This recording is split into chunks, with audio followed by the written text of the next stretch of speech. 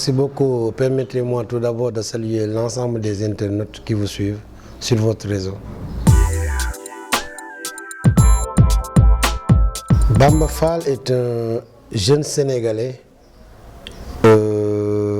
qui a milité au Parti Socialiste depuis 1986. Ça fait 30 ans au mois de mai. Ça fera 30 ans au mois de mai. Qui n'a jamais fréquenté autre parti que le Parti Socialiste et qui croit aux convictions socialistes, qui a gravi l'ensemble des échelons, n'est-ce pas, a été responsable des jeunes socialistes du département de Dakar. Aujourd'hui, je suis le responsable de la coordination de la Médina. Je suis le secrétaire politique du département de Dakar du Parti Socialiste. Je suis membre du comité central et membre du bureau politique. Je suis adjoint au maire de Dakar depuis 2009. Je suis encore élu adjoint au maire de Dakar. Et aujourd'hui, sur le plan communal aussi, j'ai été secrétaire élu en 1986 lors des premières communes. J'ai été le secrétaire élu de la Médina. Puis, pour le mandat suivant, j'étais l'adjoint au maire chargé de l'administration et des finances. Actuellement, je suis le maire de la Médina. À la ville, je suis l'adjoint au maire chargé de la jeunesse, sport, loisirs, santé et action sociale. Donc, c'est Bamba Fall, c'est le citoyen sénégalais qui est au service de sa population.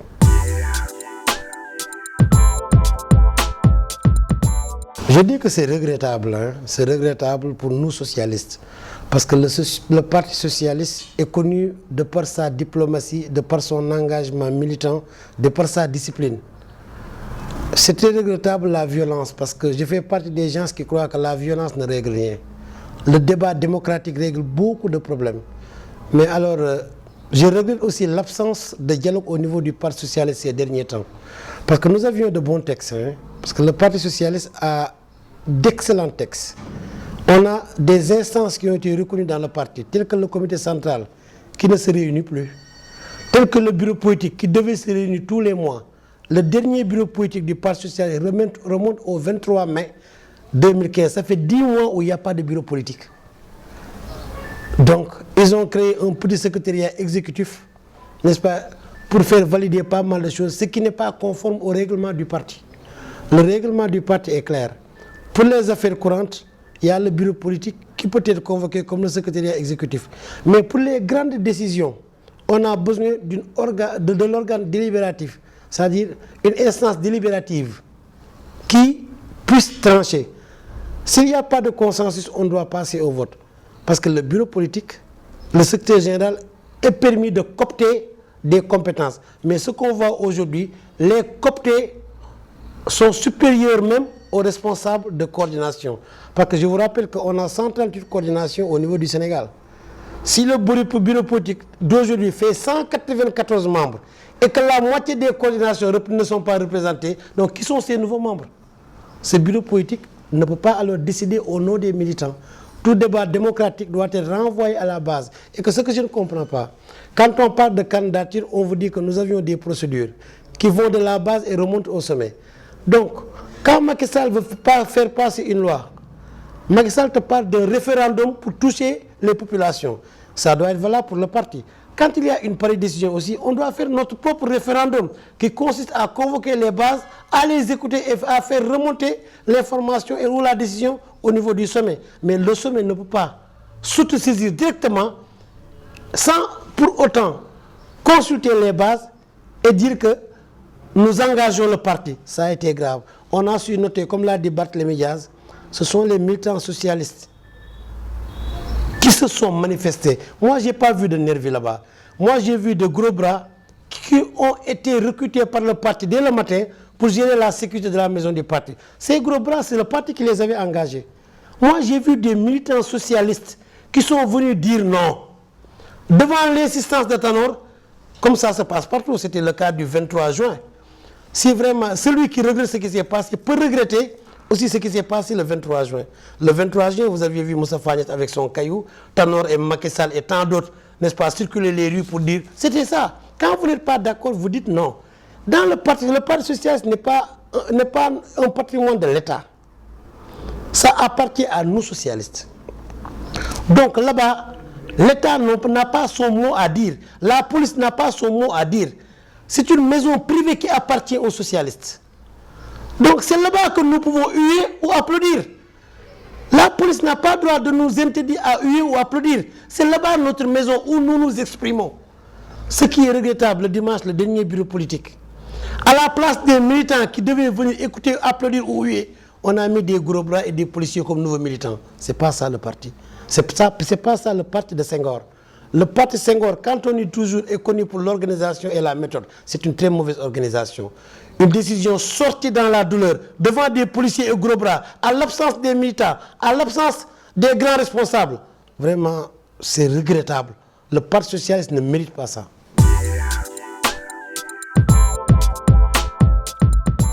Je vous le dis, Khalifa Sall est un non-violent. Il n'est pas d'accord sur ça.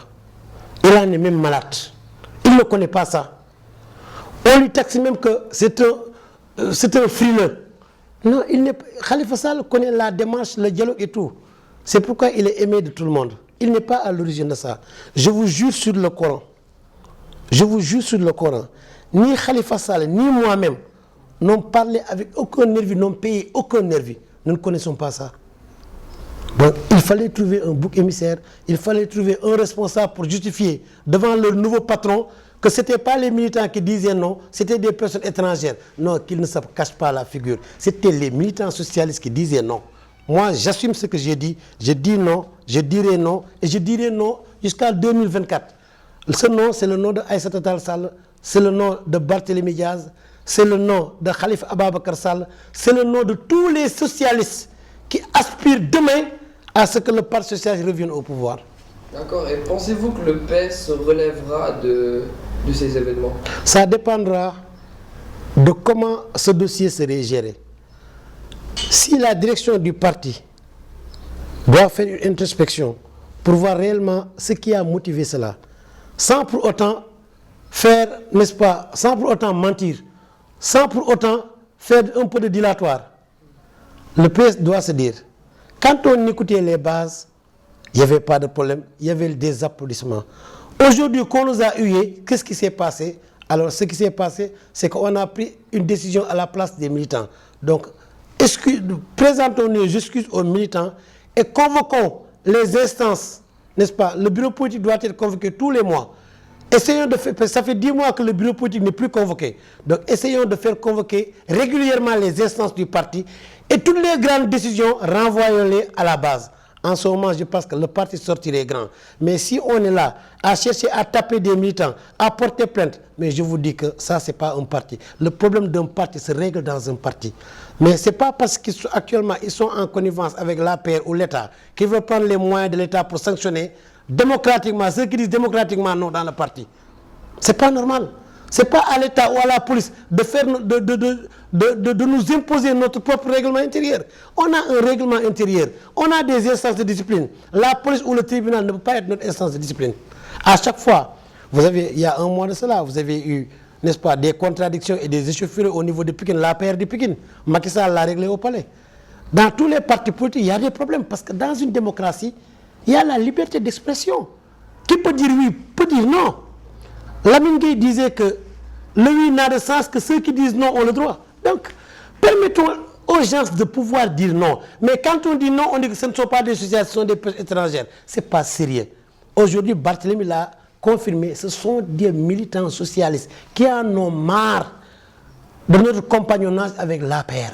Parce que pourquoi les militants, surtout ce sont, parce que Khalifa Sall, n'oubliez pas que Khalifa Sall est le responsable du département de Dakar. Et que la maison du parti est à Dakar. Ces réunions se tiennent à Dakar. Les militants de Dakar sont sous Khalifa Sall. Donc, si il y a une réunion qui tranchera et que les organes, les radios comme les télé le font en direct, il y a des militants qui sont venus de leur propre chef. Il faut comprendre cela. Il ne faut pas chercher un bouc émissaire ou bien chercher quelque part où jouer ou faire un prétexte. Ce qu'il faut comprendre, c'est que Tanor a fauté. Ce qu'il faut comprendre, c'est que Tanor, quand il s'agit d'accompagner Macky Sall, il convoque les instances. Il prend une décision. Mais quand il s'agit de défendre les socialistes, il ne les prend pas. Quand on change le mode d'élection pour éliminer le maire de Dakar, parce que le maire de Dakar doit gagner à Grand pour venir maintenant à la ville, Tanor n'a rien dit. Quand les salaires des maires socialistes à Dakar, on l'a gagné. Les maires socialistes gagnaient 500 000. Actuellement, ils gagnent sous Macky Sall 300 000. Tanor n'a rien dit. il a laissé passer. Quand il s'agissait des ordures, Tanor, avec sa complicité avec le président, n'a rien dit. Quand il s'agissait de l'empreinte obligataire, Tanor a joué le jeu, mais il n'a pas posé la question où il devait poser cette question. Quand il s'agissait de nos problèmes avec la place de l'indépendance, vous n'aviez pas entendu Tanor. Mais quand il s'agit d'un vote de Macky Sall, il est prêt à faire maintenant, n'est-ce pas, le soldat ou bien le défenseur de Macky. C'est ce que le parti ne lui pardonne pas. Tanor, on l'a élu pour les socialistes et par les socialistes. Donc sa seule mission, c'est de défendre les socialistes, pour les socialistes et par les socialistes. Mais avoir une bande, n'est-ce pas, qui font le griotisme, n'est-ce pas, qui font du n'importe quoi pour plaire au chef, c'est ce que le parti n'accepte pas. Qu'on ne parle pas au nom des socialistes pour des gens qui ont gagné, qui sont des maires gagnés par Macky Sall, parce que notre coalition avait en face la coalition de Macky Sall. Benno Bokk Yakaar faisait face à Taxawu Dakar. Maintenant, dans son fief, il a eu un candidat à Pires devant Nguyen. Mais pour Wilane, tu sais que c'est Benno Bokk Yakaar, c'est Macky qui a gagné, on lui a fait maire, Aïda Sow Diao, Cheikh Seck et autres. Donc nous, socialistes qui avions gagné nos élections, Macky avait mis un adversaire devant nous. Et aujourd'hui, c'était la coalition. Et aujourd'hui, on nous parle de coalition. Quand il s'agit de leur intérêt, c'est la coalition. N'est-ce pas? Quand il s'agit d'un différent, c'est plus la coalition, ils te mettent un candidat devant toi.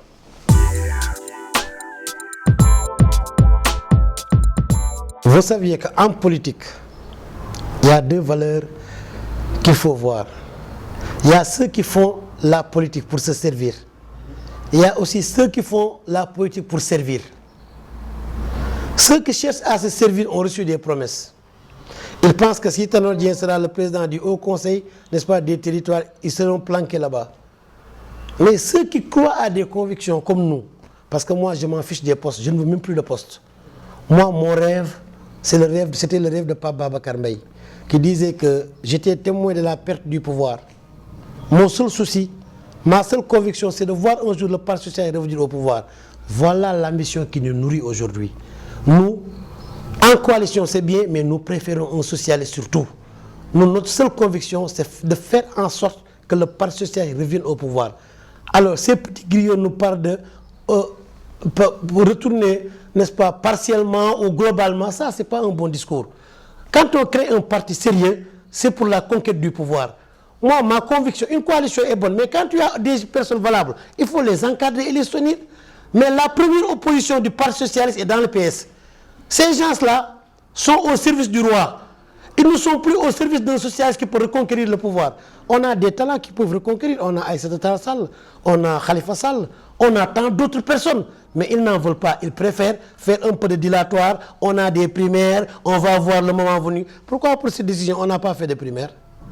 Ils ont tout leur talent de distraire les militants pour ne pas avoir un bon candidat. À défaut de ne pas l'avoir, ils le feront au dernier moment pour qu'ils ne puissent battre campagne.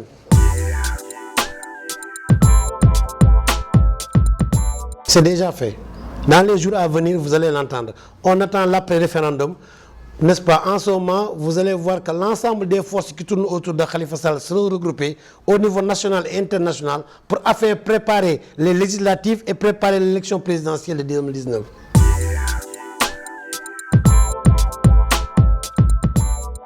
Non, moi, je suis là pour les Médinois, hein. Je ne suis pas là pour quiconque autre. Hein. J'ai été élu par les Médinois pour défendre les intérêts de la Médina. Avec l'acte 3 de la décentralisation, n'est-ce pas? Quand on parle de dévolution du patrimoine de la ville de Dakar, le marché Tilène désormais appartient à la Médina et sous tutelle de la mairie. Notre titre foncier maintenant est libellé sous le nom de la commune de la Médina. Il était bon de rappeler à ces communes, ce n'était pas un conflit d'argent. C'était un conflit de précision. C'était pour leur dire que vous êtes en train de vendre les cantines, mais faites comprendre à vos acquéreurs que la terre ne leur appartient pas. C'est un patrimoine foncier de la commune. Vendez vos parts de porte, mais pas la terre. Parce que ces nouveaux acquéreurs-là pensaient que quiconque achète des cantines peuvent raser, construire un mur et mettre même un étage. Il fallait mettre les points sur les i. C'était ça le problème. Ce n'était pas un problème d'ordre financier. C'était une précision. Et puis je suis élu pour défendre les intérêts de la Médina et je les défendrai.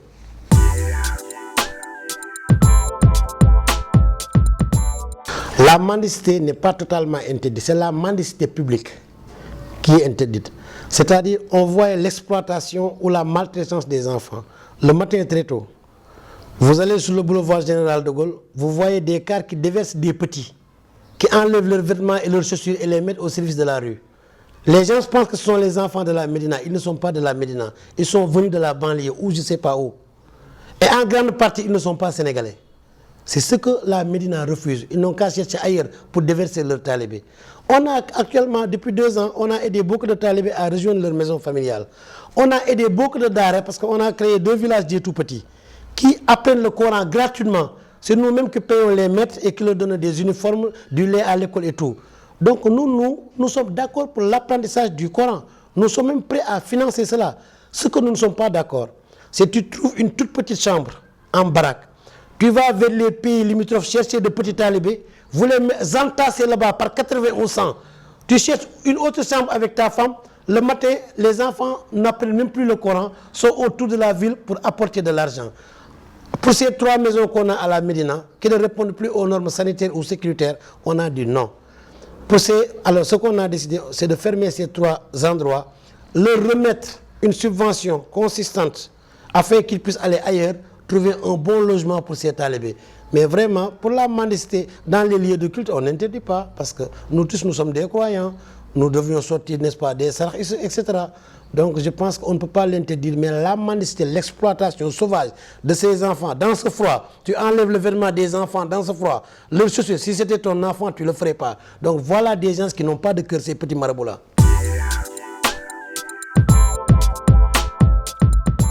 Remercier tous les Sénégalais, de féliciter les socialistes qui aiment leur parti, qui pensent que le Parti socialiste doit revenir au pouvoir par un socialiste, de demander à l'ensemble des Sénégalais de voter non pour ce référendum, parce que nous n'y croyons pas. Votez non, parce que je pense que beaucoup de décisions peuvent aller à l'Assemblée nationale. Ce que je ne comprends pas, si on doit récompenser les partis alliés, le président de l'Assemblée nationale qui est Moustapha Niasse, on doit lui donner 2 membres au Conseil constitutionnel. En vertu de quoi? Un autre allié, on dit que par exemple le Parti socialiste, on lui donne le Haut Conseil des collectivités locales, ce qui sera un prétexte pour caser des transhumants à la charge de l'État. On n'a pas besoin de référendum pour ça. C'est grand parce qu'on a créé des institutions sans pour autant aller au référendum. On a créé le Haut Conseil, n'est-ce pas, du dialogue social. Et la nouvelle institution donnée à Djiboka, le Conseil économique et social. Et puis même le Sénat était enlevé sans référendum. Donc ils peuvent faire ce qu'ils veulent sans référendum. Mais pour épargner les 4 milliards qui pouvaient aider aux enseignants, à la santé ou à l'éducation. Donc je pense que ce référendum n'a pas sa lieu d'être, n'est-ce pas? N'est pas sa raison d'être, je voudrais dire. Donc je demande à quiconque, à tous les Sénégalais du Sénégal et de l'étranger à voter non et à bien veiller sur les élections avant que ces élections puissent être trafiquées.